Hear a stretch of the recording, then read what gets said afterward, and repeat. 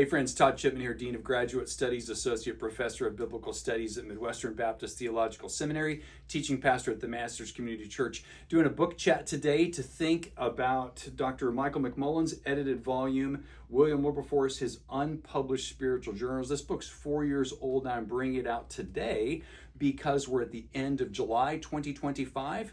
And in 1833, end of July, was the passing of William Wilberforce. Gives us a chance to think about that. 192 years ago this week, he passed at the age of 73. I want to hit some high points from the early, middle years of Wilberforce's life and then toward the end. Early 20s, he's elected a member of parliament. He grew up in a wealthy, aristocratic family, very successful, and he was highly educated. He becomes a member of parliament. In his mid-20s, he goes on a journey in Europe with a friend, Isaac Milner. They had been friends for years. Wilberforce had gone to a grammar school that was an elite school, and Isaac Milner's older brother Joseph was the head of this school, and Isaac and William became friends, and they went on this journey during a break from Parliament, and along the way, Isaac Milner had his Greek New Testament.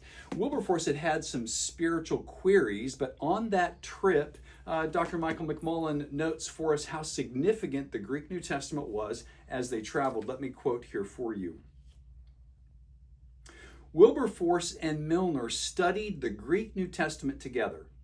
This would be the start of his evangelical conversion or of a very real rededication of his life to Christ. The great change, as he would often refer to it. In his mid-20s, this great change happens. In his late 20s, Wilberforce finds two great objectives for his life. First, the abolition of slavery. Second, the reformation of manners.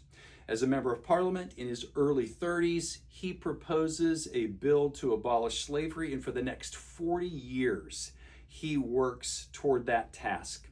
July 26, 1833, that bill finally passes. And 3 days later, July 29, 1833, Wilberforce went to be with the Lord 3 days after slavery was abolished in the British Empire. And this is a profound event, and it begins for us who think in terms of biblical studies with the Greek New Testament and Isaac Milner reading it to him. I have here a copy of the Greek New Testament. This is the Tyndale House Greek New Testament, which the editors suggest would be a pew version for our churches to have. Few editorial notes at the bottom with text criticism, just the plain text in a beautiful arrangement. Perhaps that would be something you'd want to grab hold of.